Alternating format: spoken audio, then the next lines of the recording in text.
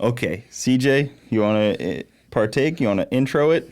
Guys, welcome back to the podcast. Welcome back to the Bogetti Bunch podcast where me, Bronte, and CJ talk to you guys, talk on the... What do? We talk about things going on in our life, kind of random topics that we find interesting and all different things. Hello, guys. You guys How get is to everyone? see me be distracted by being a dad and also a host and also managing the audio equipment and whatnot, because that's part of it. Can I just put it out there that I said, let me know if you need anything, but Cooper's the type of person that doesn't like to ask for help. So. What do you mean? I said I want toys, and then you said you want to wait. You did say that. I did not say that. I said... Okay. Yeah, I have it on video, actually. Did I say... It was recording. Okay, I was saying let's wait because we have a certain amount of toys and, he gets distracted very easily. Mm-hmm. Well, CJ is a very busy baby, so he, constantly needs something new entertainment. So that's why I was like, let's wait till he, needs something and then keep him entertained. Do you think we're instilling ADHD into him? Do you think we're teaching? No, because I've had talks about this with a friend that, ADD? The way, we do things doesn't, transfer to what our kids do. It's just how they are. We're not teaching him to be, active and wanting to do a million different things and can't sit still. That's just how I don't know. If we sat him on the floor and we're like, here's a toy, take it or leave it, bud, and just walked away, do you think he would be more... if we did that from the beginning? You could train him to have less need for a million different stimulants. No, he doesn't need he's just very into everything that's in front of him. Even right now, there's only 3 toys, but he's looking at everything else. You can't really help it that there's a bunch of things around him that he wants to look at. He's no. Yeah, get him. Get him. Yeah, I mean... He's really at a fun age, though, you guys. CJ's almost 8 months now. Next month, on the 17th, he'll be 8 months. We're working on crawling. He's sitting up. He's grabbing everything. I recently just ordered this little thing. It's a walker with wheels, and he walks in it, and he is going nuts in it, you guys. Chasing the dogs. When the dogs eat their breakfast and dinner, he runs over there. He wants to stand and watch them, and he's just really funny in that thing. But he's in a fun age. But it's definitely a lot, and it's a little hectic a lot of the time. Oh, it's constantly trying to catch up with him, and he's trying to flip furniture now all of a sudden, trying to rearrange the house. He's harassing the dogs a lot more. You can't have the microphone. You can't have Dad. Yeah, when he's in the walker, he grabs up onto side tables that we have in the living room and goes underneath our TV stand and tries to grab everything. Once he can walk, we're already getting a glimpse of him having some freedom and just going crazy. Once he can walk, I can definitely see now why, as a parent, your head starts spinning because they're just in everything. You turn your head, they're somewhere else. Yeah, I'm talking about you, CJ. You're crazy. Yep. Crazy baby. It's you. It's you, the crazy guy. Do you feel like parent life has been getting easier or tougher? Or? It's just different. It's just changing challenges. I wouldn't say easier or harder. It's just changing. Yeah. Because where we're now sleeping a little more through the night, he now has more energy during the day. So it's just different challenges. Yeah. Which I guess makes sense now. That is nice that we can sleep through the night and, now he has energy during the day. So it's kind of trade-off. But we did say the other day, if you could give me a baby at 5 months old or when they can sit up. Oh, yeah, it'd be way more enjoyable. I'd have way more of them. Right, exactly. So I do think it is getting easier as he's getting older. It's just almost, it's tiring, but in a different way. I think parenting is always tiring and it just, is what it is. But really trying to get him to crawl, we've been working on that and he's having trouble with it. I kind of feel like he might be a baby that skips crawling and goes to walking. Are you saying mama? He's very interested in the mic. Saying mama. You can't talk into the mic. Here, you got 2 things. Oh, that's two cool. things. You got an octopus. And a teether. Sorry if there's little pauses where we have to make sure CJ's okay. Yeah. Yeah. He's been doing that all the time. I don't think he knows what it really does sound like mama when he's saying that. But I really think it's just him babbling like mama, mama. Yeah, it just happens to sound like mama. Yeah, exactly, yeah. Yeah, I think he's saying Millie. He's trying to might talk be, to yeah. Millie. Yeah. That would be the most likely of case scenarios. Talk about your new, like, kind of stuff that you've been posting on your Cooper Bogetti channel. Highly controversial. Surprisingly. Yeah, not surprisingly. I'm a very, even keel guy. I don't post anything controversial anywhere. Not on Facebook, not on X, not on YouTube. This is like the one thing about Cooper that stresses me out, this side of him. But you know what? Like, he's his own person. I'm my own person. And you say what you want. And I do applaud you for that. Like, saying exactly how you feel and being brave enough to, like, even if you're not going to agree with everyone. And I think it's important to be honest. But, like, and I definitely do think some of the things you say sometimes, I'm like, maybe you don't need to say that. But you know what?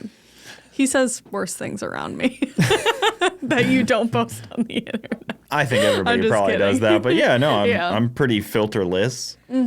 I try to be, I try to be the fine line of like not completely going off the rails, but also being somewhat like not disingenuous. That's my worry is like, if I'm avoiding saying something because I'm worried that, people are going to unfollow me for it, then like I'm kind of being fake. Right. Yeah.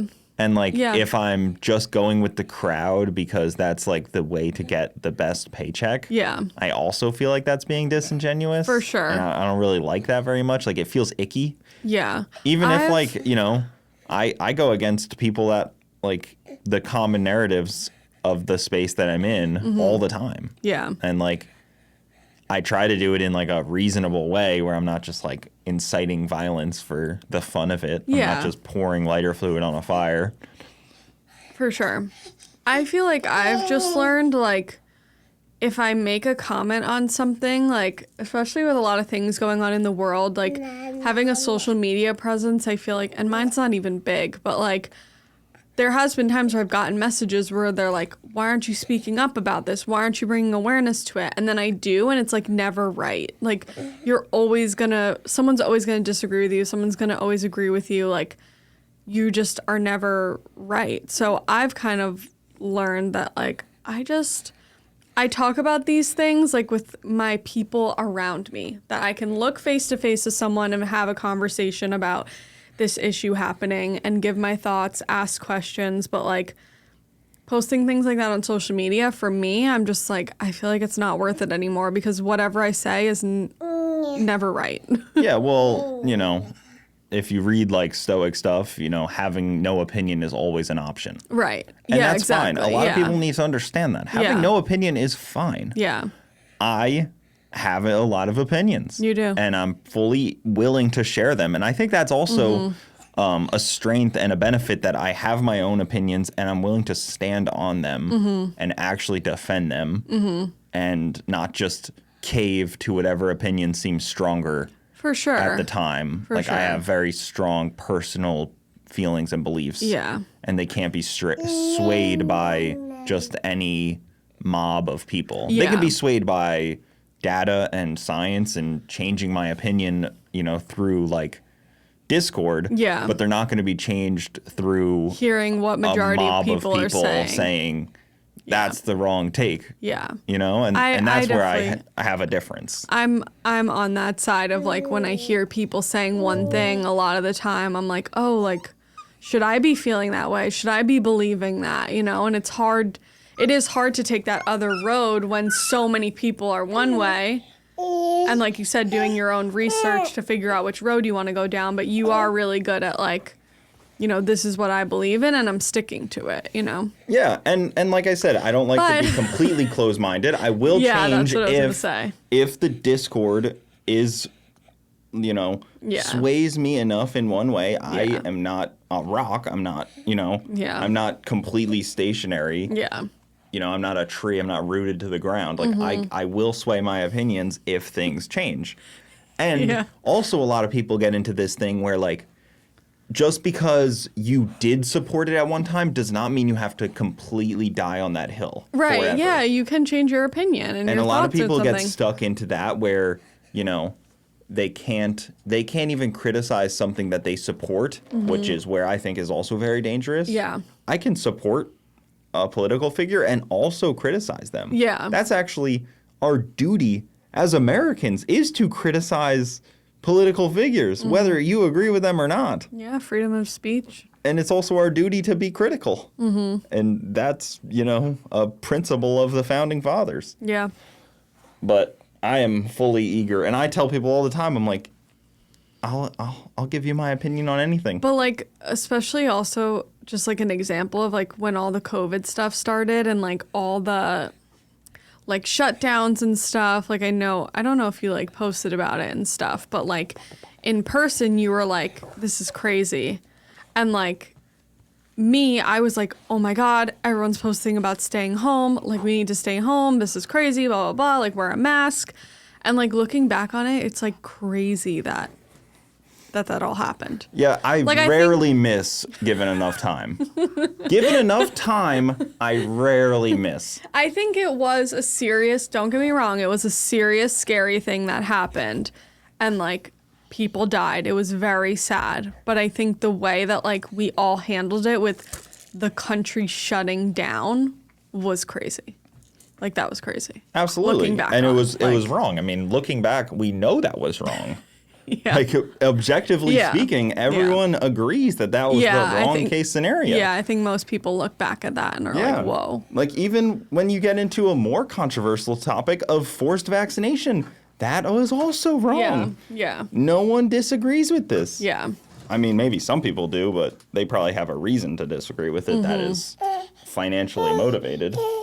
Usually people tend to have financially motivated reasons. I just think they like don't make their opinion out of like, nowhere. They usually make their opinion based on financial motivation. Yeah, like we live in a free country. Like no one should be forced to do things that they don't want to do. Yeah. Like you that's can be what I'm gonna say. You can be shamed by your fellow people, and that does happen. Yeah. And I'm not opposed to group shaming. You know, I think that's how society works. Like if even in like the smallest of societies, back when we were like hunter-gatherers, if you did something that went against the group, you got ostracized from the group. Yeah. That's kind of how society works. Yeah.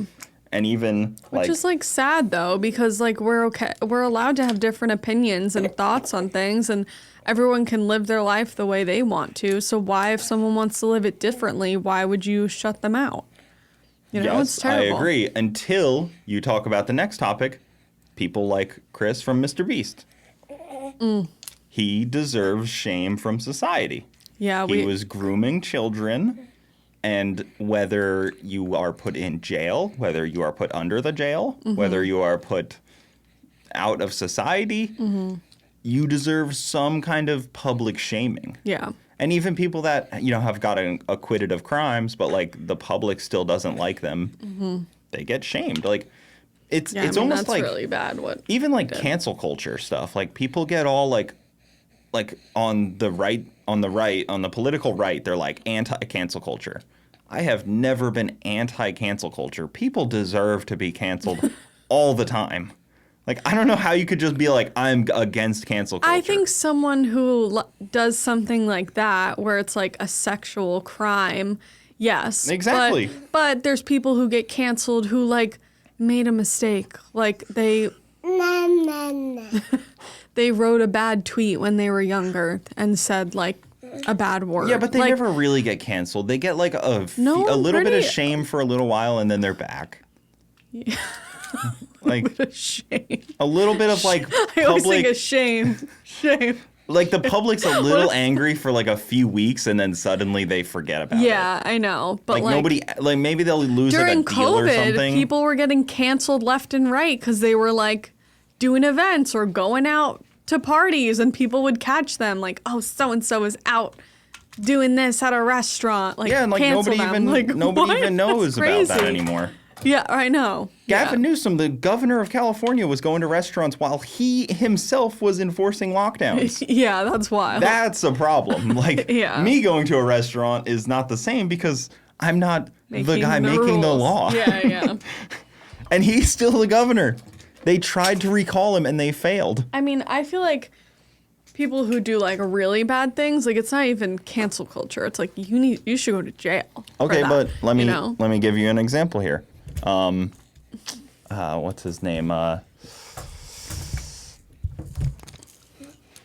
can't think of the guy that, drugged a bunch of women. He went to jail for it and all that, but now he's out. You don't know who. I can't think of his name. You don't know. I'm not gonna know. Yeah, I don't know. But he went to jail for it. He served some time, and now he's back out doing a comedy tour, and people are enjoying it, going to see it, and he absolutely drugged women. Absolutely, without a doubt, he did that. Yeah, I mean that's probably not okay. He should probably be publicly shamed. But instead, people decide to go see his comedy I feel like tour. that's just. I mean, that's pretty crazy that like he's on like a tour, but I feel like a lot of people forget, that like people did these things, and it's just like you said, they get shamed for a few months. What's the guy's name? Everybody in the comments gonna know. Do you want me to look him up? No, you can look him up, but a black guy used to wear sweaters all the time. He used to always talk all funny, and he had a TV show on Nickelodeon. Oh. What's his name? I don't know why. Murphy? Eddie Murphy? No. It's not Eddie Murphy, but he was an actor? yeah, he had his own show. Even though Bill Cosby. Yeah, Cosby, Bill Cosby. When you get drugged, they call it a hot Cosby. Oh my Because God. he would drug women and he would have sexual relations with them. And he wasn't God. canceled. Yeah, that's crazy. Even like Bill Clinton. Bill Clinton said, I did not have sexual relations with that intern. And then turns out he did. And then turns out his wife ran for president. And she stayed with him. It's crazy. That's what I mean. Like, I don't think cancel culture actually works, but I'm not against it. Mm-hmm. I think plenty of people deserve to be canceled. Yeah. And plenty of people that should be canceled are still out there making money. I also feel like when you go through that cancellation, like these people probably, and that's why I also feel like when you do really bad things like that, don't get me wrong, but Like what Chris did. Yeah, but And I'm going to call him Chris. Okay. That's a little. Because I am whatever. toxic. Because he's a bad person. But no. Chris from Mr. Beast. I will allow it but I like to be respectable about people who want to be called something different. But he did something bad, so I will accept it. But now I lost my train of thought. I would like to be. You made me lose my train of thought. I would like for people to address me, my pronouns as handsome and intelligent. Sure thing, Cooper. Yes, those are my pronouns. You good, CJ? But Do you want me to take him or are you good? I still got him. You're doing a good job entertaining But them. I think Chris is a bad person. Mm-hmm. And I think his cancellation should stick. Mm-hmm. But he'll probably be posting on social media and still have huge reach. Yeah. He has hundreds of thousands of followers across platforms, and they're not just going to suddenly all go away. Yeah. Some people might not even know about it. I didn't know because I'm not on Twitter. I didn't see anything about it. In 3 years, he could just start posting again, and some people will post. You could just turn off comments. Yeah. Well, what I was kind of saying is I like to think that people who go through these cancellations, quote unquote, that they learn something from it and become a better person. But I feel like when you go that far to doing something like a sexual predator, there's no turning back from that. You are canceled in my eyes forever if you do something like that. Like Bill Cosby, you're canceled forever. I would never go to your comedy show. The fact that you're doing that is insane. But people forget that's the other flip side is there's so much going on that you're not going to remember about everybody's thing. I know. You know, eventually people will just stop thinking about it. Yeah. I mean, there may be a person who I'm if there's we want to go see Kill Tony, who knows? Maybe he got canceled. Well, Tony did before. For calling an Asian person a chink, making fun of him. Well, that's also tough when you're a comedic. Yeah. Well, I mean, comedian. there's other comedians that have gotten canceled for sexual things. Yeah. But then you have to draw the personal line. Yeah. Some people might not draw the line on Cosby's deal at drugging 30 women. 32 women is my line. Oh my God. That's crazy. Yeah, but I feel like with comedians, it's probably really hard. Comedians? Am I saying that right? Comedians. Yeah, comedians. It sounded weird the way I said it. I feel like they just say such outlandish stuff and they like get away with saying the craziest things. And most of the time they get away with it. No, like 99.9% of the time, I feel like. Well, that's why I consider myself a struggling comedian because you can get away with anything. Yeah. Struggling comedian. I'm struggling with being a comedian. It's very hard. Wait, I think he wants a truck. He's staring at it. Yeah, but he keeps throwing it and it's loud. He likes his dump truck, but it's like wooden and heavy, and he keeps like throwing it at me. It literally, like, if he accidentally like threw it and it hit someone, like it would hurt. It's like a wooden block. Yes, it is a wooden block, technically. But yeah, I mean, I'm not like comedians, things that they say on stage, it's really hard to get me to be like, I'm not interested. Yeah. But if you're doing illicit acts with minors, like even that Chris something, whatever, that guy that used to be famous on Vine. Remember when he was like... Chris on Vine? He was like big on Vine at first, and now he's like, you know, just a sexual predator, and nobody really trusts him anymore. Chris D'Elia? Comedian? Yeah, something like that, yeah. Him? Same deal. I mean, he's like a super scumbag, and even on the podcast... Wait, are we sure it's him? It's definitely Chris something, but even on this podcast, I worry, I'm like... Am I having scammers on? How do I avoid talking to these people that I actively dislike and distrust? Not dislike, but distrust and disagree with many of their actions. Yeah. How do you talk to people that have done potentially shady things, or if I know about them have done shady things, or if I think that they're just a scammer because YouTube is full of grifters, scammers, pedophiles, and freaking scumbags. Yeah. So how do I talk to these YouTubers when I know in the back of my mind they're a scumbag and they've scammed their audience? I can get past a lot of things, but knowingly scamming your audience or knowingly lying to your audience for your own gain is so frustrating to me. And so many people do it. And it's just like a hard line I draw in the sand of dislike. And you guys can even comment if you've watched a lot of the episodes and you know the guests. Like, maybe I've had somebody on that does it, that has done it. I don't know. Whoa. It's so hard to really you can't keep a tab on everyone to like know exactly what they're doing. Yeah, exactly. And it's impossible. Even like maybe some people think that somebody scammed their audience and they didn't. Yeah. Can you change a side? You know, like there's plenty of car guys that may have done that or like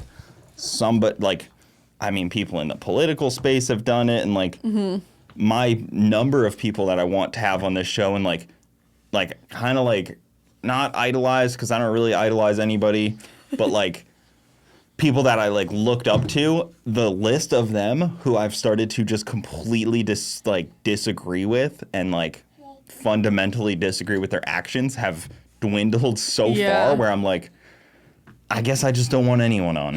Like, it's just gonna be me. And I may fall into that trap at some point where I scam my audience. I sell them an NFT or something stupid. I try to avoid it, but like accidents happen. You get greedy.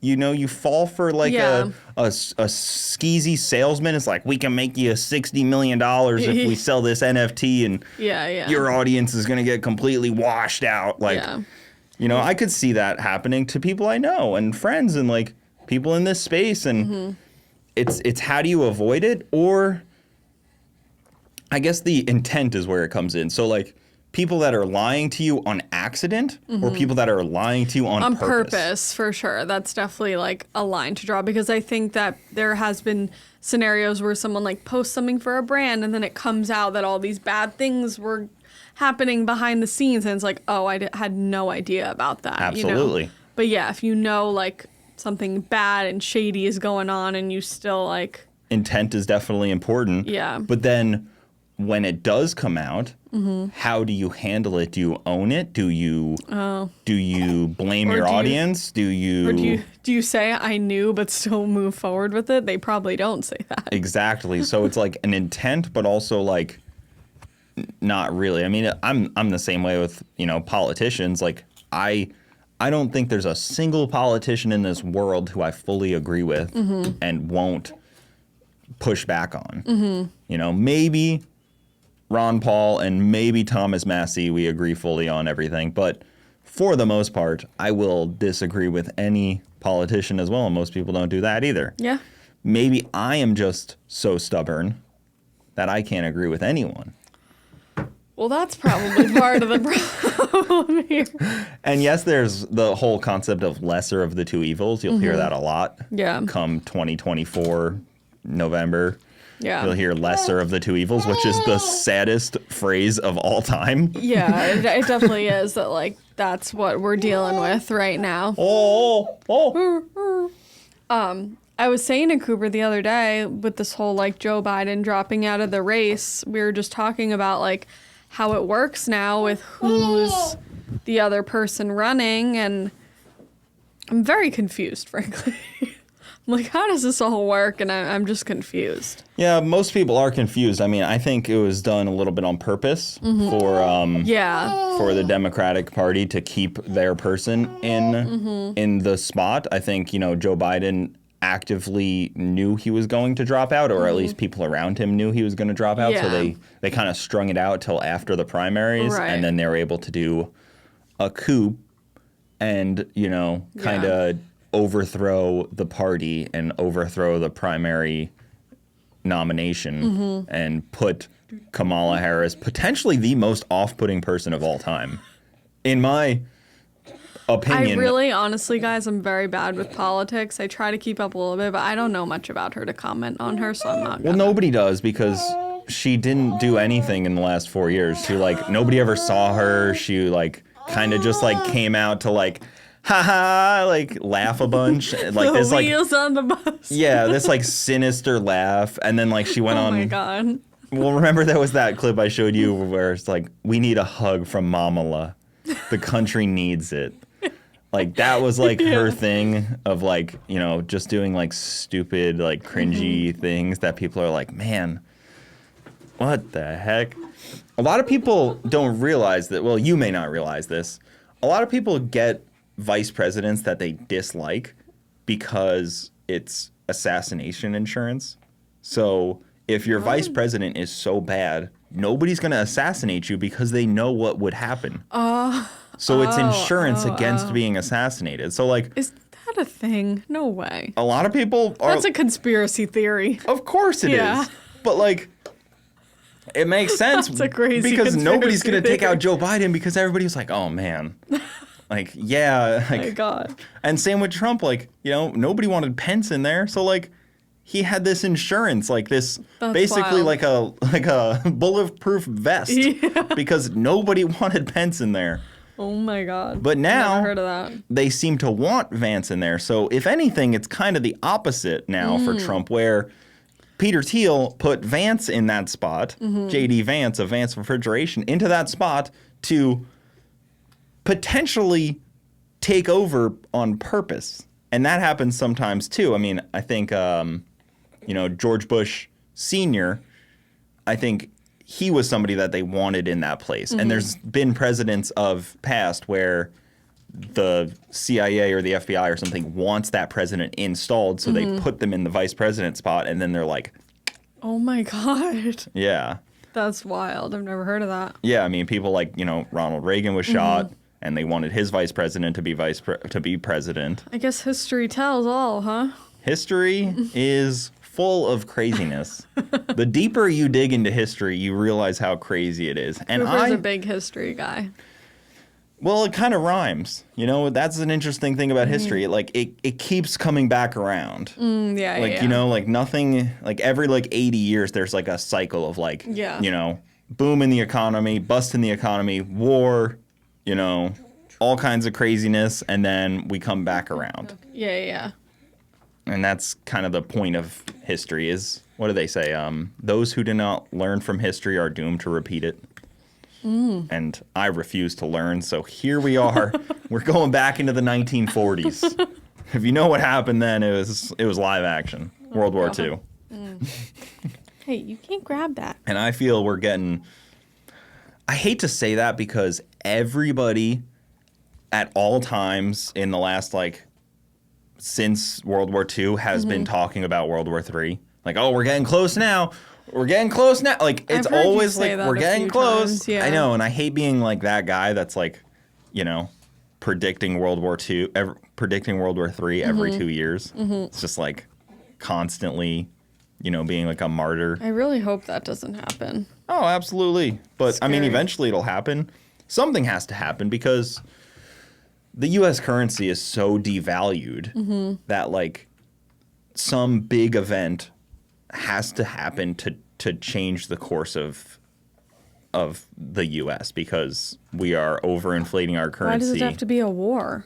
It just usually is a war, historically. It could be a plague, it could be a war, it could Maybe it was COVID. Could be a nuclear event. Maybe COVID was COVID already accelerated it, but it didn't. Yeah, I don't know. But you look around I'm and yawning at this point. yeah. Sorry. We could talk about. It's okay. We've just been going on that for a little. Yeah. Do you want to talk about my dislike for the boomer generation? Sorry, boomers out there. What do you mean? They just. Again, I think that they've sold out the country a little bit. What are considered boomers? Is it younger people than that us? are 60 to 78 years old right now are boomers. Why do I think it was younger than us? Yeah, those are Gen Z. What are we, millennials? Yeah, we're like the end of the millennials. Okay, boomers are the 60 to 70-year-olds? 60 to 80 years old. Like that generation. And you think they're ruining? I think they have ruined the country, and I think they know Why? that. I think they basically squeezed the U.S. for everything it's gotten, everything it had, and sold out the younger generation. You look around at houses are crazy priced. Nobody can afford cars. Okay, the currency you keep is talking so about high. that where people are, or you're hearing people, older people be like, buy a house. Yeah, just buy a house. Mine's on the market right now for $2 million. I got it for $80,000 20 years ago, but you and your 2 kids, you can buy that for $2 million. Yeah. I need to retire to 2 homes, one on the beach in New York and one on the beach in Florida. So you have to buy my home for $2 million. And that's what the boomer generation is full of right now, is rampant with this destruction of the American dream. And I think that they're the key party. They are the key demographic of the destruction of the American dream. And I think again, given long enough, the destruction of the American dream. yes, and the boomers have done it. Think about who's been in control of politics for the last 30 years. Boomers. 40 years, boomers. Yeah, that is crazy. All the decisions were from them. Why are there such old people in running the country? Why can't we bring younger people in? The average age in Congress is 70. Exactly. Why isn't it 40, 50? Yeah. I think 50's old. 70?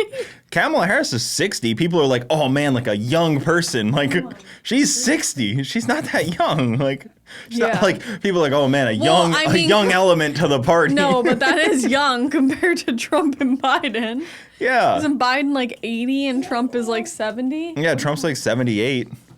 He's still the oldest candidate of U.S. history. He is currently the oldest candidate in all of U.S. history. Yeah. He's still an old man. So Kamala is young. She's young and vibrant. Yeah. Okay, 60 is the new young and vibrant, I guess. I guess that's the world we live in. We're 60. So I'm a baby, basically. You're an infant. Yes, exactly. CJ doesn't exist. I was like, what does that mean? 60 is the new 30. Oh my God, guys, Cooper's gonna be 30 this year. Yes. Dirty 30. Another 35 years and I can run for Congress. Oh my God. Yeah, and again, you guys will probably agree, the boomers have actually ruined the civilization as we know it. Everyone in charge that you disagree with is a boomer. They even look at them now. The way that they vote now goes against the future of the country because they legitimately only care about one thing, and that is like, you know, having a bottle of wine that they got from Publix and, you know, spending the night in their house watching movies. They do not care at all about the future generation, and I fully, wholeheartedly believe that they are the last generation that they are the first generation that really only cares about themselves over the general well-being of the country. Okay. And maybe that's an aggressive take yeah. that they don't care about the general well-being of their country going forward. And then on top of that, they constantly talk about how dumb the current generation is while they were the ones that ran the schools that educated us. Mm-hmm. And they constantly talk about how dumb we are, how we are a failed group. Everything came down from them. Mm-hmm. All of, like, if you say our education has failed us, who were the educators? Right. Who was teaching me? Yeah. It was specifically boomers. Yeah. But somehow it's my fault. Not them. It couldn't be. Couldn't be their fault. How could it? Your dad's going on a boomer rant, CJ. I will. Yeah. Mom can't keep up. Absolutely. CJ, you're lucky. You don't have to surround yourself with boomers. You're going to be the millennials teaching you. And we're going to try our best as millennials to not be such a spiteful and hateful generation. I hope my fellow American millennials will be more oriented towards the general well-being of the country, not the well-being of just them. You know, ourselves. And, you know, I am a libertarian, so obviously that sounds a little weird coming from me because we believe in just personal freedoms. Mm-hmm. But your personal freedoms doesn't mean that you have to sell out your whole country just because you want personal freedoms. You're losing me. I know, that's fine. I've completely lost the crowd. I mean, the crowd being me and CJ, yes, but CJ's paying attention. He's grasping it. I'm paying attention. It's just I'm not, like I've said, I'm not educated enough in all this stuff. Either am I. But I'll spew it until somebody corrects me. What else you got on that list? Do you know about DARPA? No. I have written down here nuclear war, deportation, cheap labor. This is all political stuff. Police state. What else? No. Climate change. Stop. Oh, how about our trip? How about that? Oh yeah, we just came back from New York. Guys, the Northeast, New York is the best. It's so nice. It's the best climate this time of year. I talked to Spencer about that, and he tried to tell me the Northwest was better. You know, like Seattle and like Oregon. I'm sure it's very similar. I've never been there, but it's not. Me either. It doesn't compare at all. No, we've never been there. Not even a chance. Yeah. But we went up to Long Island, to Montauk, where we grew up, and we went and saw family. We brought CJ on his first plane ride, which was crazy. We booked it like last minute too. It just ended up working out. We booked it like 5 days before we left, and we just packed up and hit the road. It was pretty crazy, like traveling with, you know, a car seat, stroller, suitcases, all the things. That was like a little tough. CJ did do really good on the plane though. Both of our flights there and back were late. It was like a 6 p.m. flight, and we landed at like 9. So I was hoping with that he was going to sleep most of the time. Both times he took like a 20, 30-minute nap, and then he was up the entire flight. So we were doing this, you know, passing him back and forth, all the different toys, teethers, different things, just keeping him entertained. But he really did good. Like, he wasn't screaming the whole time. He was just, like, doing his yelling thing, like, having fun, like, just, rah! Yeah, he was, like, looking at, like, random people on the plane, trying to get their attention, trying to get, like, it was really, like, entertained. Especially, like, first-time flyers with a baby and, like, first time flying with a baby. And just everyone around us was honestly so nice. Like, I feel like you hear horror stories of people like being rude and staring at you if they're like crying. And like, even when because he did cry a little bit when we were landing one of the times. Because of like his ears popping. So he did cry a little bit, and like no one was like giving us dirty looks or making us feel bad. There was actually a guy behind us on the flight back that was like, Cooper was holding him up and he was like looking back at him and he was like making all these cute noises to like help entertain him. Like everyone was just really nice. So It was a really good first flying experience. He did projectile spit up onto the seat in front of us, and then I had to change his diaper on the second flight. He peed on Cooper. He peed on me into my shoe. Not because he had no diaper on, because we kept feeding him to try to like to calm him down. Yeah. To like not calm him try down. to get him to just sleep. Like to be calmer. Yeah. So we were like feeding him, and then he just pissed through his diaper, and it just like dripping down my leg and everything. And like I think it got on the lady next to me. Cooper goes to the airplane bathroom, and there is definitely changing table somewhere in there. I forgot to look. Cooper comes back out. I don't think this one had it. Cooper comes out with CJ just in a diaper. And I'm like, what the heck? And he was like, there was no changing pad in there. And I was like, how'd you change him? He was like, I changed him standing. Yeah. And then even this part like frustrated me because I'm getting up and walking towards the bathroom with CJ, and this guy looks at me and stands up in front of me and gets to the bathroom first. Yeah, this that's freaking boomer. So rude. He stands up and he shimmies, you know, he like you could see he had like a couple bad hips, and he kind of like shimmied to the bathroom before me, and I was just, and then he takes his time, and then on top of that they kept telling us to sit down because there's turbulence. Oh my god. And I'm like, man, this guy. Can you take it for a second? Yeah. Tell us. Oh, It's so funny. It was a boomer. It was a boomer. I mean, I didn't verify his driver's license or anything, but I could tell by his mannerisms that he was extremely likely to be a boomer. But yeah, so Cooper changed his diaper standing up, which is very impressive. I don't know how he did. And I had to strip him down, so he comes out with just a diaper on. I have a video of him just holding him walking down the aisle. He's just in a diaper. Honestly, like, let me see that burp pause. Thank God I brought a blanket on the plane, because I also brought an extra outfit, but our bottles spilt in the diaper bag. So his extra outfit was all wet as well. So that was after like he had changed CJ and he came out in a diaper. I was like, oh, let me just put an outfit on him like while he's sitting with us, and I go in the diaper bag and the other outfit is soaking. So I was like, oh my God. So thankfully I had a blanket, and he was just like wrapped in a blanket the whole time. Also, when he projectile spit up, he like suddenly got the hiccups out of nowhere, and it was like right after he had eaten. And I feel like something with the pressure on the plane, like, you know, the air or something, he literally like one little hiccup, and then it was like a big one, and then it was just like, blah, and he spit up a bunch. So it was something with like a weird hiccup, because he literally did it once and then was fine. It was kind of a freak thing. What are you doing?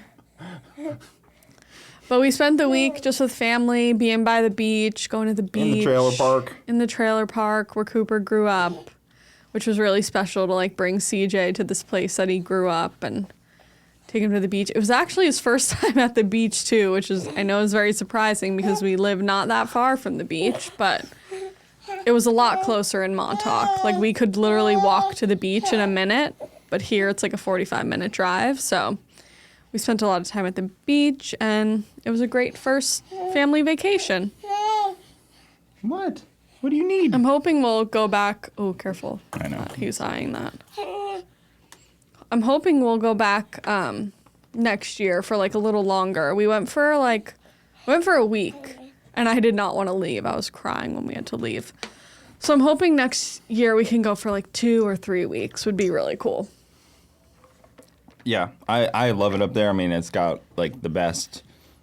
I think it's got some of the best food. It's got the best seafood. Mm-hmm. It's got, you know, it's a great. I mean, the town is definitely different than what I grew up in. Yeah. You know, like I grew up in like a small beach town and now it's like a tourist destination. Yeah, it's very It's always been a popular. tourist destination, but it used to be like a family tourist destination. Now it's like a... Now it's like young party people coming out. yeah. Yeah. Friggin' young kids. Yeah.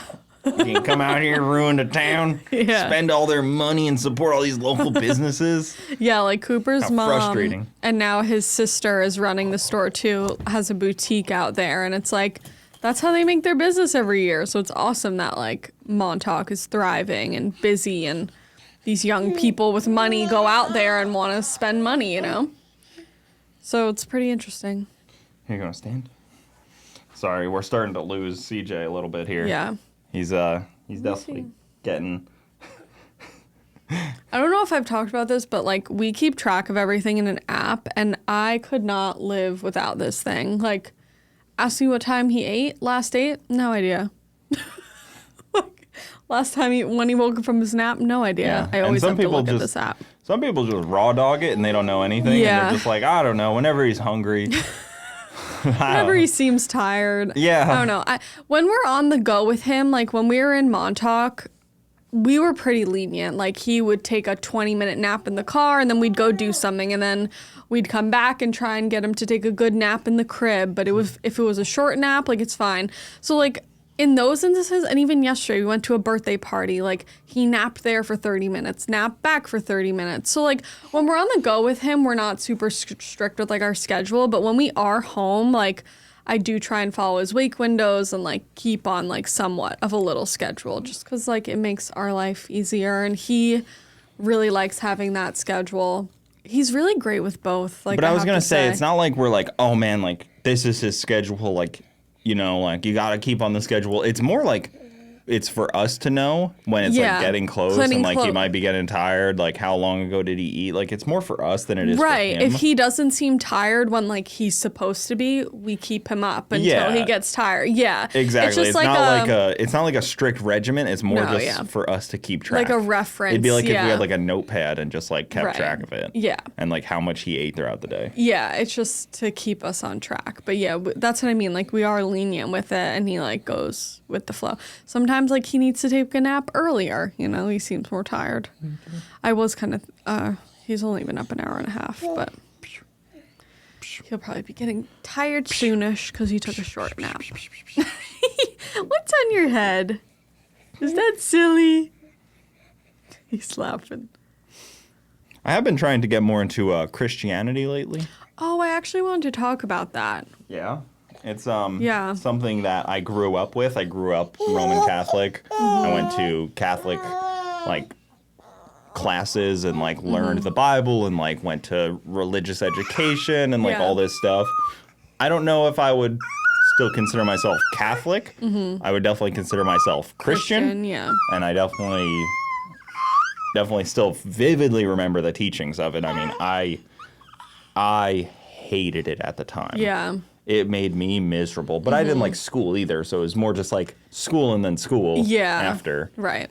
But, you know, I remember all the teachings of it, and not all, I mean, I'm sure I don't remember most of it, but I've been trying to rekindle something I never really had. Yeah, and I want to as well. Like, I grew up Christian as well, and I got I got baptized, and I think I did my communion, but I never did. How does it go? Like Communion and confirmation? Yeah, like I never did my confirmation, but I did the communion, and then my parents just like, you know, didn't stick with it as we grew up. But like, I think having CJ now, and there's just been like some situations where I want to like, you know, lean more on God. I guess I don't know if that's the right way to say it. And like Cooper and I have actually been like praying a little bit here and there and whatnot, but it's kind of one of those things where I don't know the route exactly to take with like getting back into it. And I think everyone has like their own journey, but like I don't know if I see us like going to church every Sunday, you know, but like maybe we start watching it from home and like reading the Bible and yeah, I don't know. keep a Bible right next to you. Oh wow. Yeah. I think a lot of it for me is I like the values that it is. I like the 10 Commandments. I trying to follow them. I like to try to avoid something like the 7 deadly sins. You know, like having that stuff in your mind is like, this is Like this a is good way to good, this is live. bad. Yeah. I don't need it, but it's like a moral compass. It's like, you know where the North Star is, but the Bible kind of gives you like a compass. Like, you know which way right is, but here's a compass to help you get there. Yeah. And that's more how I see also, it. like, especially with CJ, like, I want him to grow up, like, believing in something and having, like, a faith and a God to, like, look at and go to for things, you know? Because I think that's really, like, powerful and helpful in, like, good times and bad times to, like, I don't know. And I also want to say, I think a lot of the world right now is trying to demonize and push away and ostracize and make fun of the Christian faith. We are filming this right as the Olympics are happening, which I've been seeing a lot more people like sharing like comparisons with that. And when that happens, it pushes people more towards faith. It's like it's a fundamental thing of Christianity when something like that is trying your faith, it'll push people that aren't as close to faith closer. I guess actually, like, as we're speaking on this, if anyone has gone through a journey of like finding their faith, I would love to like hear about your experience. Like, if you feel comfortable leaving it in the comments on like how you took your journey with that, I would love to know and read like some of the comments. And even like the simple things of like in the end of days when the light is coming for you, there's 2 options. You either spend your life being as close to God as possible, and then you end up in the afterlife with God, being as close to him as possible. Or you don't, and then you don't get to be as close to God as possible for the afterlife, and you end up not near him. And I would rather live a life where if he's out there, I want to be as close as possible. Yeah. Like they call it like the Pascal's paradox, where you could live both ways, but the cost of not living following Jesus is potentially huge. Yeah. Because you don't get to spend the rest of your life with him. Yeah. The rest of the days. And I'm not going to be like, oh, like I think the rapture's coming, so I want to be as close to God as possible. I think we do really, we've been just, and it's not an excuse, but like just so busy with CJ, but I really do feel like we need to like buckle down and take the time to like really dive into it. There's some things I want to, play for you that I think are very powerful that you've probably never listened to. Like there's some like, if you listen to like the Sermon on the Mount and stuff like that, like there's some very powerful lessons. I think the Tower of Babel is a very common theme right now if people look into that kind of stuff. A lot of it is just like, a lot of it coincides with the world so strongly that it's like almost impossible to ignore. Yeah. But maybe that's also because if you're always looking for connections, you're going to find connections. Yeah. But I don't know. I don't know if that's the case. And I even distrust some of the Bible because it's been rewritten so many times. So when you read the Bible, you also have to read with like a in the eyes of like knowing that, you know, King James, you know, 1,000 years ago changed it to fit his narrative a little more. Yeah. So you can't always just be like, yes, this is as it was written. Like things evolve and change over time, but it's still, to follow the lessons is important. Yeah. And even George Washington said the U.S. can't function without Christianity, basically. He said the country needs Christianity. And he said there's nothing more powerful than a Christian American.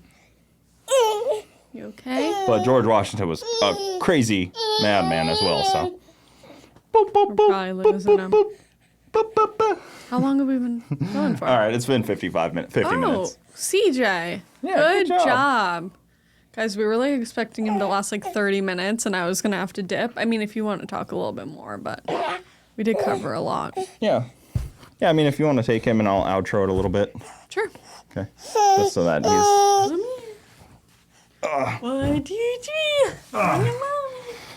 Yeah, I mean, it's definitely hard to try to keep up this podcast with him. I mean, we don't have anybody to like truly watch him or anything, or like, Want me to go?